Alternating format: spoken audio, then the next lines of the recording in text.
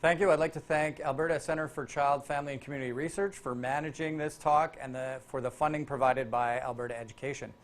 I am funded by the Alberta Centre for Child, Family and Community Research. I'm funded by CIHR. I'm also funded by Research Manitoba. However, I have no other conflicts to declare.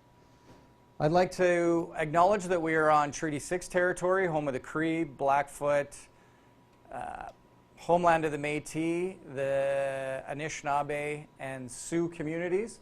I come to you from Treaty 1 territory. Treaty 1 is homeland to the Anishinaabe, Cree, Oji-Cree, Dene, and Dakota people, as well as the homeland of the Métis Nation. I'd like to start today by talking about a whole school approach. And whole school approaches, in addition to my area of research, which is diabetes prevention and management, involve a multitude of things. It's not just one single factor that's going to enhance school learning or school growth. It's multitudes of things. And so we like to use, I come from the plains, I come from the floodplains in Manitoba, so I like to use the analogy of sandbags and building a dike. And so when we talk about healthy school communities or promoting health or education in schools, rather than sell one sandbag, it's going to take multiple sandbags for us to accomplish this feat. And today I will present a novel sandbag that I hope you'll be able to adopt and implement into your schools. But this should be implemented in the context of larger interventions or other interventions to build up that dike. And with that, as a community and as an entire school approach, we can work together to enhance healthy school communities. I'd also like to take the time to say that a lot of the things that we're currently doing right now, we think are novel, we think are good. And 10 years from now, we might not think that. This is one of my favorite pictures from the Tour de France. I'm a really avid cyclist, and I love paying attention to what's happening in the Tour. This is a picture of one man helping another cyclist light up a cigarette. The other guy already has a cigarette in his mouth. Why are they doing that? Because in 1910, we thought that if you had a smoke before you hit the hills, it would open up your lungs and you'd be able to cycle faster, you'd do better. And right now, people in the room are laughing because we know that that's fairly ridiculous. And so throughout this talk, I want you to think about what we're currently doing within our schools that may seem ridiculous to ourselves or other people 10 years from now when we reflect on it. And one of those things that I think is near and dear to my heart would be the president's fitness test. So when I was a kid, our physical education class was quantified based on how many chin-ups I could do, how fast I could do a shuttle run test, and whether or not I could do a mile. And a mile run in under 6 minutes. And I don't think that that kind of test was preparing me to be a physically active adult. And so when we look back on those things, they may have seemed like the way to address poor fitness and childhood obesity at the time, but now we know that it's not. So in terms of a whole school approach, I want to give you an example of a healthy whole school approach where scientists in the US tried to come up with a strategy that was going to reduce rates of obesity and hopefully improve diabetes risk factors in some high-risk communities. This was a study published in 2010 in the prestigious journal New England Journal of Medicine, and it was called the Healthy Trial. And so they gave these scientists $25 million to develop a healthy school curriculum that would significantly reduce rates of overweight and obesity, which we know are a major public health concern in our children today. So they developed specific classroom lesson plans for teachers to deliver that would say, this is what a healthy lifestyle looks for my children.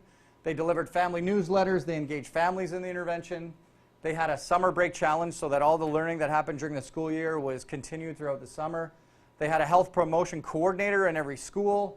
They had tracking and self-monitoring of kids. So, for example, right now we would say Fitbits or different apps that you could use to track what you were eating. So all the kids were provided with those. They actually changed the foods in the school. They improved the quality of the phys ed. They provided the phys ed teacher with support.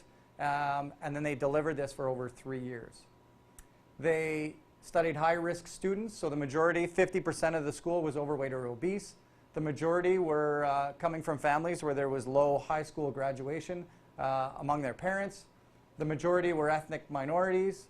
The family history, a lot of the parents already had diabetes at a young age.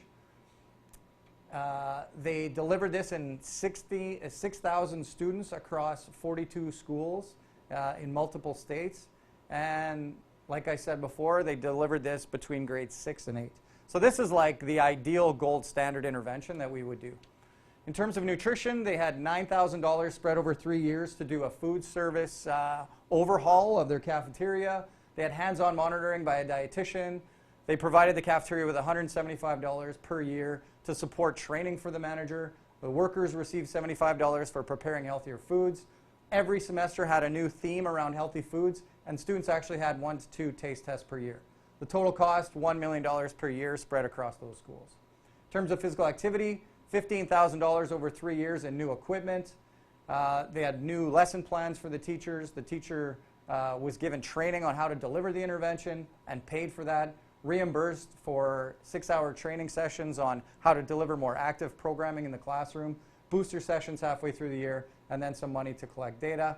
$1.5 million spread out over 42 schools. So huge investment, promotion all over the school. So in terms of healthy school or whole school approaches, we've affected the cafeteria, we've affected the classroom, we brought parents in. Now we have labels up all over the school, the not so sweet truth about sugar, nutrition labels, how to read them. The importance of choosing water over pop. And so what did they find? Like I said at the beginning, 50% of the students that were involved in this study were overweight or obese at the beginning. They randomized them to that intervention or just to regular classroom knowledge and activities. And what do you think happened 3 years later? 49%. So there was a 1% reduction in the rates of overweight and obesity based on a $25 million intervention. And so what's going wrong? Why are we not engaging kids in this kind of intervention? And so, in my opinion, we're focusing far too much on just knowledge, on providing students with just the knowledge on how to be healthier and how to live a more healthy lifestyle. And so, do you believe that knowledge is power? Because if you did, there wouldn't be a $25 billion industry like Jenny Craig or whatever this thing is to Slim Fast, Nutrisystem, Weight Watchers to get people to lose weight if knowledge was just enough. And so I'd like to argue that what we're doing for kids in terms of creating a school system that promotes whole school wellness, that just providing the knowledge to kids is not going to work. So you might be asking, what's this guy talking about? And so let's consider some of the social determinants of health that not only affect graduation rates and kids staying in school, but also affect their health in schools. So if we take a look at this slide here, we've got diabetes and obesity rates in the entire US population stratified over the median income within each of those communities. So on the one axis, you can see it goes from 1 to 5. So 1 would be the most wealthy community, 5 would be the most poor community. And you can see that rates of overweight, of obesity and diabetes increase as those communities become more poor.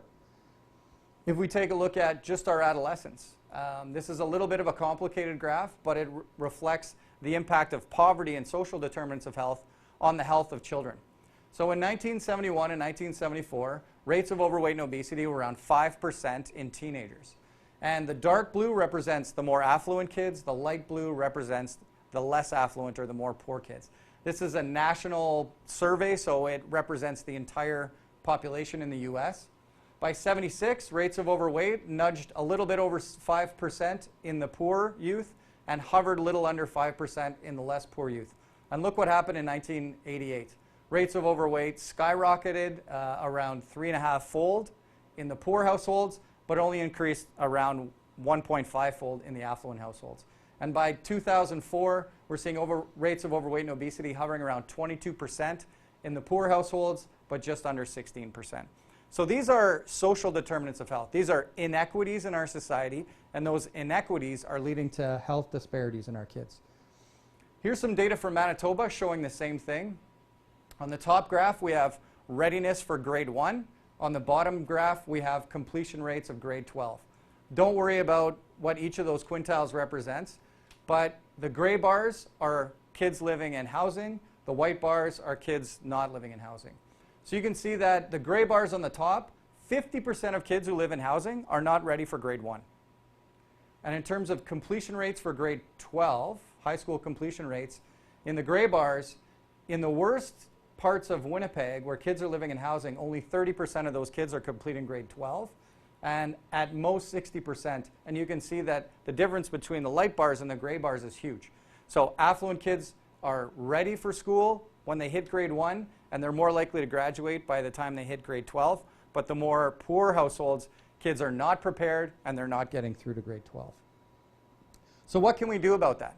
Now, importantly, we have to acknowledge, especially in this era of the Truth and Reconciliation Commission, that not only are our social determinants of health driven by poverty and other factors, but within our Indigenous youth, they're still suffering from the legacies of residential schools.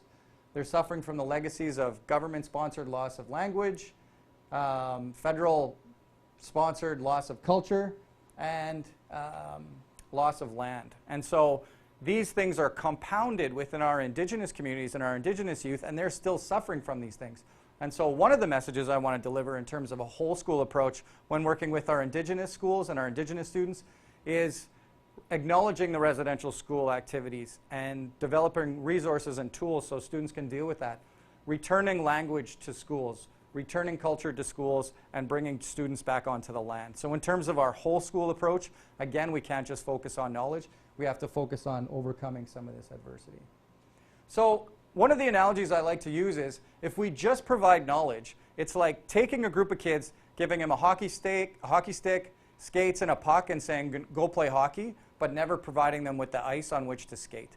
And so for a whole school approach, I think we need to start with the ice before we start handing out the sticks and the puck, which I think is the knowledge. So where do we start?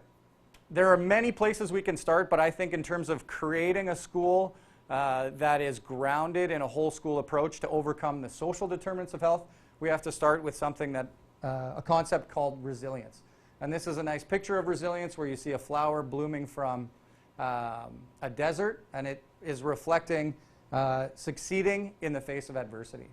And so there's a really nice document that's on the website at Harvard called The Developing Child, and it goes through what resilience is and how resilience is important within schools and what teachers and parents can do to support resilience. So here we have a balance. We have a child labeled in blue.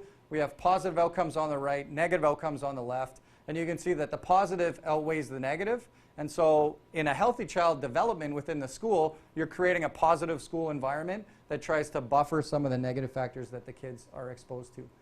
Early in life, if a child is exposed to poverty and different social determinants of health, not only do we see more negative outcomes sliding to the left, we see that the axis shifts over to the right, so that some youth are more sensitive to the negative outcomes.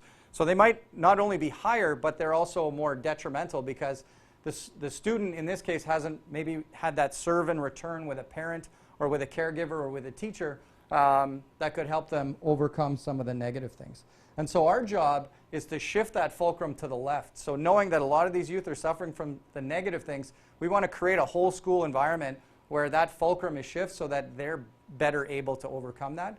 In addition, we need to provide as many positive outcomes for youth as possible. And that is my concept of resilience. So what makes a resilient child? Someone that looks to them to provide a sense of belonging. So in this case, we have a teacher. It could be someone at home, it could be a friend, it could be a cousin, it could be a sports team. Someone that gives that child a sense that they belong to a community, that they belong to something special. And I think that's a really important part of a whole school approach to promoting wellness. The second thing would be mastery. So providing youth with an opportunity to master a skill, to master even mathematics or English, something that they can feel competent in and that we can accentuate and celebrate when they're able to accomplish those things.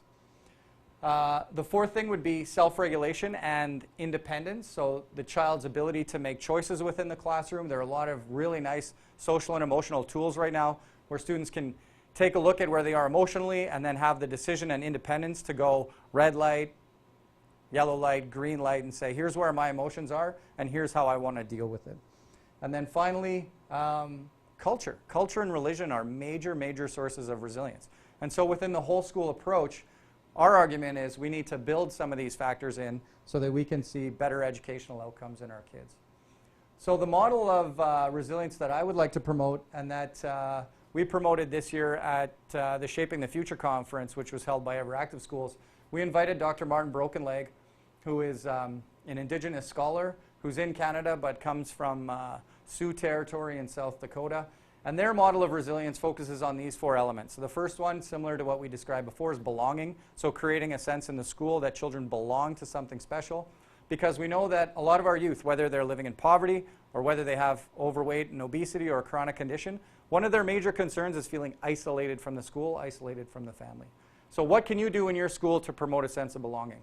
Number 2, sense of mastery. How can you develop programs in your school that allow kids to children to master a skill and to showcase that mastery? Providing them with the independence for the programs that they want to deliver. And then the other one that wasn't in the previous slide is generosity. So giving youth an opportunity to give back to their community, give back to their school, really empowers them to be resilient. So I'll give you some examples of how we've done that in some of the First Nations communities. In terms of independence, we do things like photo voice, or on the right-hand side, it's called the Anishinaabe symbol-based method, where we listen to youth. We say to youth, tell us what a healthy school community means to you. 2 or 3 years ago, Everactive Schools did a photo voice project in Kainai that led to a current project focused on resilience, where they asked the youth, what does a healthy school community look like to you? They said language, culture, history, and the land. They didn't say soda pop, exercise, Lululemon, or other factors like that. They pointed to their culture. And so the first thing I think schools can do would be to listen to youth and provide opportunities for them to provide feedback around what healthy schools look like to them. Mastery. Here's an example where we were working with youth with type 2 diabetes. This young lady came to the class every day, came to our program every day with her hair down in her eyes, did not engage with anyone, was totally removed. The only reason she was there, she got dropped off by her parents. She hated being there. And every other day, we would focus on how to manage her diabetes. And we focused on diet and exercise. And it did not engage her at all. So we threw the book away and we said, let's focus on something else. And we just went up there and said, I notice you bring your drawing tablet every day, or your drawing booklet every day to our group. Can you show us a drawing and teach us how to draw? Because I don't know how to draw. She went up on the board. She was scared to death. She was shaking. But she drew this beautiful flower. And all of us drew flowers. Mine's so bad I couldn't put it up there. And the next day she came back, and her hair was pulled back, and she was sassy, and she had jokes. And this is her doing a grocery shop at one of our Indigenous common stores, where they were buying groceries that they were going to cook for their family and create a meal for their family. And so by providing her with that opportunity to show off her skills, we engaged her in the program that we were delivering. Generosity, there are multiple health benefits associated with generosity that we've defined here. And so I'd like to go through a program that we've developed, and we're now funded by CIHR and working with Everactive Schools to disseminate to different First Nation communities across the country. It's called AYMP, or Rec and Read.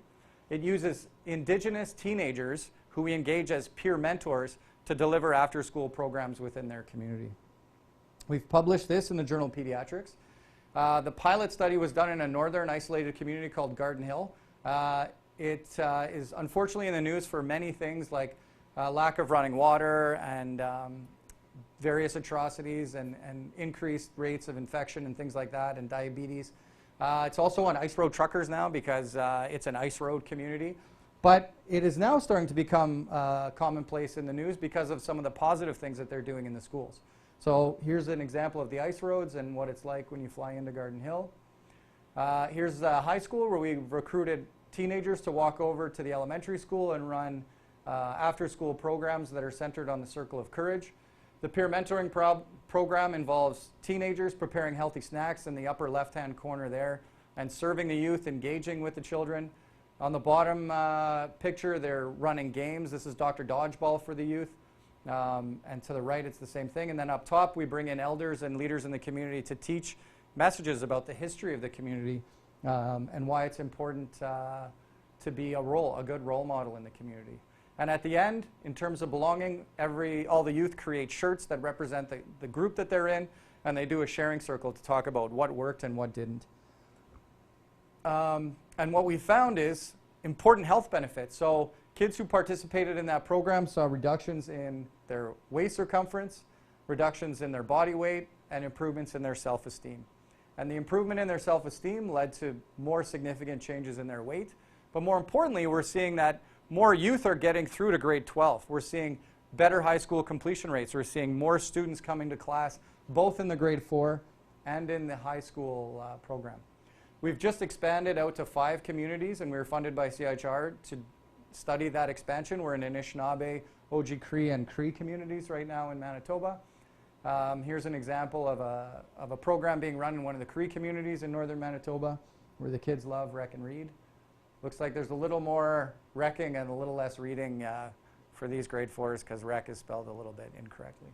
And what's really neat to see is these young children, when they first started the program 4 years ago, they were in grade 4. When I went back to the community a few weeks ago, they came back and said, hey, I'm a mentor now. So not only is it engaging them in the program, but it's keeping them in school. And they've created their own rules that you need to be in school to participate in this program. So in terms of engagement and creating a whole school environment, we started with 5 mentors and about 20 youth. Last year we were at 60 mentors and almost the entire grade 4, almost 100 kids, and we had to start delivering it on different days. The school's expanded it and trying to deliver it now in grade 4, grade 5, and grade 6. They have so many youth volunteers that they're starting to participate in other programs like Kids in the Kitchen and volunteering their time in the other community, so that the peer mentors are actively engaged in their community. The important stories that have emerged from this, though, are the youth saying, when I walk through the community, I have more respect for myself, I have more respect for others, and I'm more conscious of what my actions are. Whether I'm swearing, whether I'm smoking, how I'm behaving, and that's affecting the entire school community. And so currently we've received funding to spread this program out to 13 different communities. We will be in Alberta, working with Kainai First Nation in partnership with the University of Alberta and Everactive Schools. We'll also be in Alexander First Nation, partnering with Noreen Willows and Jody Kootenay, who's the education director there and the University of Alberta. So what are you going to do with this data? How are you going to create a healthy school community? So if resilience is the framework that you're going to develop your program around or develop your school around, you have to understand how your behavior influences your actions. And so I'm going to go through some quick examples here. Shifting the culture in your school. So here's a great study that was published in the journal Science that shows how your behavior and the behavior of your students are going to be affected by the environment that you create in your school. So we have 2 pictures on the bottom. One of them, they both have bicycles. One of them has graffiti painted, the one on the right. The other one doesn't have any graffiti.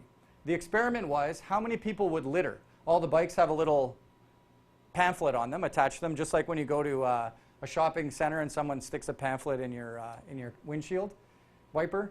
So at baseline, without any graffiti, 30% of the people got to their bike, took the pamphlet off, and threw it on the ground. When we spray painted the walls, that number went up to 70%. When they did the same thing in a parking garage where they had a cluttered environment that had shopping carts strewn about, or shopping carts not strewn about, and they had the same pamphlet stuck in the windshield, again, 30% of people litter, but when they had shopping carts everywhere, it went up to 60%. And last, they did a more crazy experiment where they found that in this community or in this city, you're not allowed to have fireworks on one day of the year. So when they blew fireworks off, people knew, hey, that's illegal. You're not supposed to do that.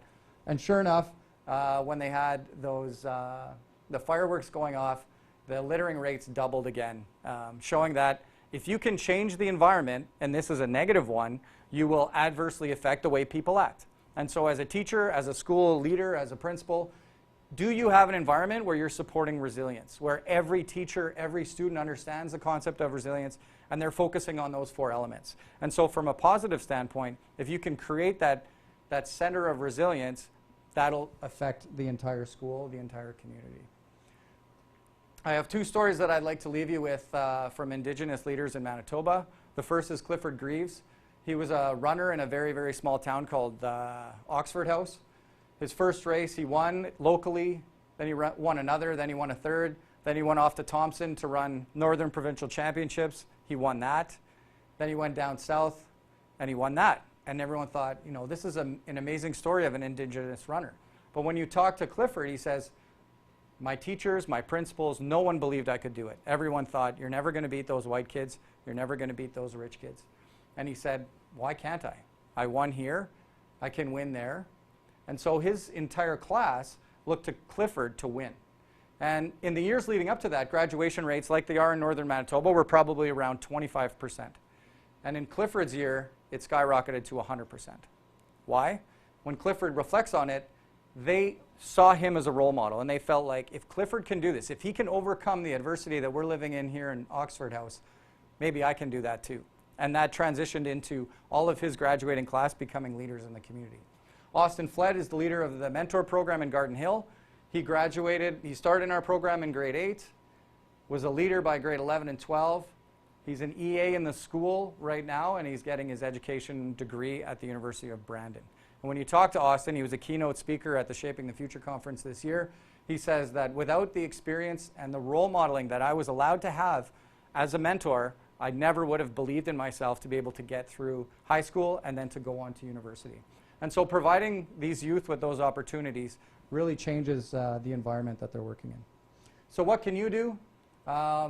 Use the circle of courage in every interaction you have with a child and bring that into the culture of your school. Engage the non-engaged. So find students in your school that are isolated, that aren't engaged with other kids, that are maybe being left behind. Consider holistic models of school health promotion. Don't think of graduation simply as education. Think of it as those 4 elements. The more you foster those 4 elements, the more likely kids are going to be engaged in your school.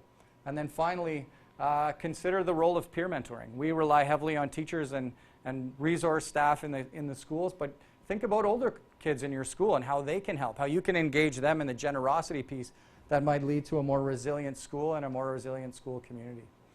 And so the most dangerous phrase in the English language, in my opinion, is we've always done it this way and that's how we're going to do it.